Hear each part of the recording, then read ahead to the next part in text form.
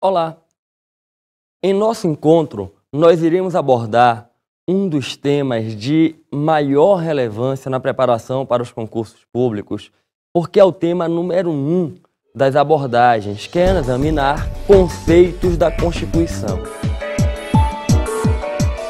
E eu quero iniciar registrando que a Constituição é um desses fenômenos plurissignificativos que comporta inúmeros significados.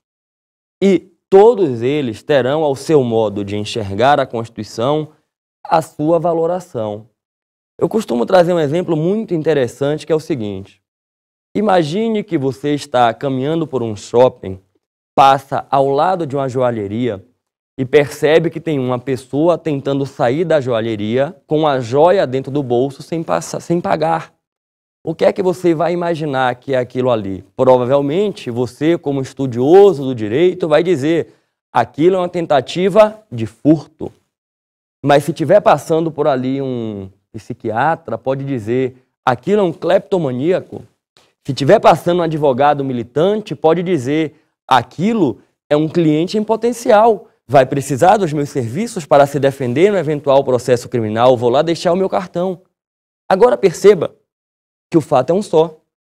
Uma pessoa tentou sair da loja com a joia no bolso sem pagar. Eu estou tendo diferentes visões sobre o mesmo fato. E não é que uma visão esteja correta e a outra esteja equivocada. São diferentes visões. E isso vai acontecer com a Constituição. A Constituição pode ser estudada, pode ser analisada sob diversas perspectivas, todas adequadas. Não é por acaso que a doutrina costuma indicar inúmeras conceituações para esse fenômeno que é a Constituição. Mas ainda bem que as provas de concurso público, elas se concentram basicamente em 3 grandes conceitos de Constituição, que são o conceito sociológico, conceito político e conceito jurídico. E justamente acerca dessas 3 noções conceituais que nós iremos concentrar os nossos debates. Eu quero deixar registrado que as provas costumam abordar quem é o autor do conceito e qual é a noção conceitual. Vamos adentrar no primeiro conceito a ser trabalhado, que é o conceito sociológico de Constituição. O conceito sociológico de Constituição é de autoria de Ferdinand Lassalle. Lassalle é o autor do conceito sociológico de Constituição. E ele vai se referir à Constituição como sendo soma dos fatores reais de poder. Preste atenção que essa é a expressão que vai aparecer nas provas. A Constituição é, soma dos fatores reais de poder. O que é que queria dizer o Lassalle quando definia a Constituição como sendo a soma dos fatores reais de poder? Bom, em um dado momento histórico, muitos anos atrás, proferindo uma conferência, o Lassalle ergueu aquele documento que denominavam de Constituição e indagou: senhores, estão vendo esse texto? Vocês realmente acreditam que esse texto é a Constituição do Estado, da sociedade? Pois se enganam. Esse texto não passa de um pedaço de papel, um punhado de palavras textualizadas. A verdadeira Constituição não está aprisionada dentro de um texto. A verdadeira Constituição é o que está vivo dentro da sociedade. Constituição, no sentido comum, nada a ver aqui com o debate jurídico. Constituição, no sentido comum, ela significa a essência, o que dá base. Quando você pergunta sobre a constituição de um objeto, você pergunta sobre aquilo que informa aquele objeto, a essência daquele objeto.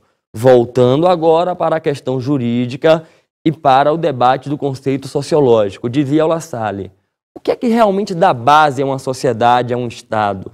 Não é um texto, são as forças sociais, são as forças de poder que impõem a dinâmica do processo político decisório.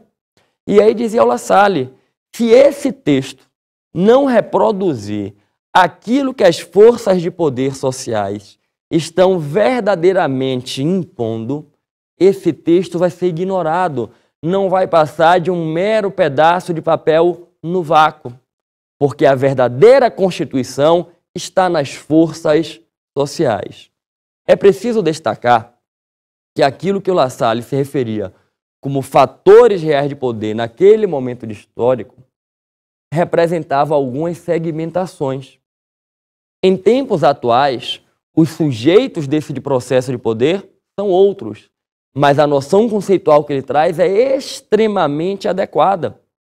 Quem seriam os fatores reais de poder na realidade atual? Quem são os sujeitos do processo de poder no cenário atual? Partidos políticos, os agentes sindicais, os veículos de comunicação, os agentes econômicos com importância enorme. Todos esses sujeitos interferem na verdadeira conformação do direito constitucional. Me permita trazer um exemplo muito tranquilo.